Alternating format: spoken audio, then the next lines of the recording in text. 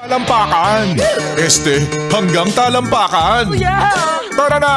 At makipag-ututang dila kay Laika Barista!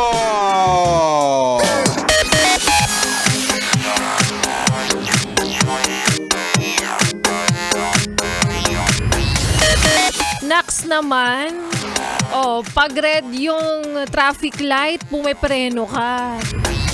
Pero kapag red flag yung tao, dire-diretso lang. Hindi natin papansinin yon. O nagbubulag-bulagan lang, ganon. Sabi nung nakikinig dyan, kakapasok mo lang tapos, sermon agad like a barista?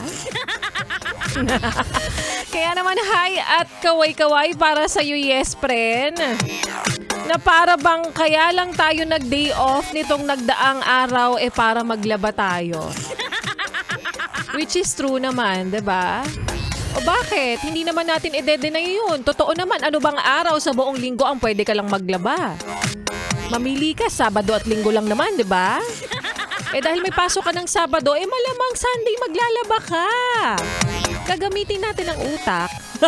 Ano daw?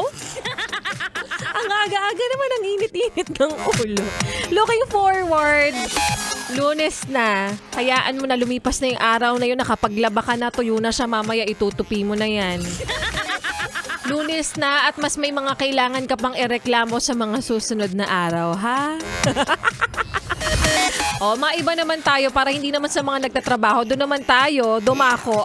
Sa mga yes friend kong naniniwala na hindi importante kung hindi ikaw ang pinakamatalino sa school. Kung hindi, ikaw dapat yung kahit papano sakto lang. Ayan. Yung mga ganun pala, no? Okay lang din kahit hindi ikaw yung pinakamataas ang grades. Okay lang yung sakto ka tapos pag-graduate mo, gulatin mo sila, 'di ba? Basta ang importante sa'yo, hindi man ikaw ang pinakamagaling na estudyante, ang mahalaga, kahit kailan, hindi ka sa school tumatawang mag-isa. Hindi ka sa school naglabas ng sama ng loob. Yung tinutukoy kong to, syempre, yung aware yung mga kaklase mo, 'di ba? Yung hindi lang simpleng nagbanyo ka na parang umihi ka lang at walang nakakaalam. Pero nalaman ng lahat. Bukod sa nalaman ng lahat, naamoy ng lahat! Nakakahiya ka, friend! 'Di ba? Sabi ko naman sa'yo, okay lang maging average ka. Huwag ka lang masyadong ganyan. Kung ako din naman darating sa puntong yan, mababalik ko yung mga pagkakataong yun. Hindi ako yun, nagkukwento lang ako. Kung ako yung nasa kalagayan mo, ikaw yung ganon, hindi ka ganon katalino, okay lang yan. At least, hindi ka sa school diba? Tandaan mo yan. Tali-talino mo nga, pero alam ng lahat kung ano ang amoy. Namumutawi pa rin.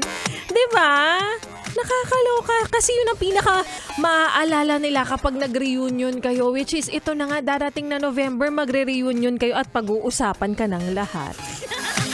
Tandaan, take it from me. Mas importante ang reputasyon kesa edukasyon. Charot! Yun na yung sasabihin ko sa anak ko Anak, okay lang, hindi ganun kahigpit si mommy. Okay lang yung average ka lang na estudyante, hindi ka ganun sobrang talino. Pero syempre kung sobrang talino ka, wala na tayong magagawa doon kasi it's in the genes Pero tandaan mo, kapag sumasakit ng tiyan, wag na wag mong ilalabas yan dyan. Maayong hapon para sa mga maot at gwapo na yes friend natin. Kasama nyo na nga kapiling kachismisan, kakwentuhan at kaotutang dila rin. Yes, totoo. Hindi ka nagugulumihanan, hindi ka rin naalimpungatan. DJ Laika Barista na ang iyong kasama ngayong araw po ng Lunes. 3 p.m. to 6 p.m. dito sa iyong solid na paboritong kabanding ang 101.1 Yes! FM. At para sa mga yes friend natin na nag-aabang, like ka barista, bukod sa namigay ka kahapon, baka naman maging galante ka ulit ngayon. Ano, abusado tayo? Charot. Hindi, kasi nga namigay ako kahapon. Diba, namigay tayo ng 1,000 pesos para po sa ating Solid 100 Days of Christmas! Kaya naman i-congratulate natin ang winner natin kahapon sa aking programa. Araw ng linggo, si Kuya Ernesto Maliari. Congratulations again sa iyo, Kuya. At sa iyo, yes friend ko, nag-aabang na baka naman like ka barista. Ako na ang susunod mong piliin.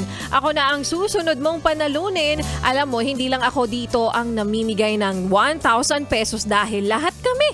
Ganon kami kagalante dito, yes friend. Kaya naman ang aking payo sa iyo simula umaga hanggang gabi ay makinig ka sa programa ng mga DJs ng 11.1 Yes FM sa kung paano paraan namin ipinamimigay ang papremyong. Ayan. Kaya sa mga hindi pa po nananalo, huwag kang mawala ng pag-asa dahil ang lagi kong paalala, habang may buhay, may pagsubok. Parte yan. Kung ayaw mo ng pagsubok, edi piliin mo wag nang alin. Harapin ito. Ikaw, ano na sinasabi mo? Huwag nang mabuhay. Ikaw talaga, binigay yan sa'yo. Dapat mong alagaan at pakaingatan hanggat kaya mo.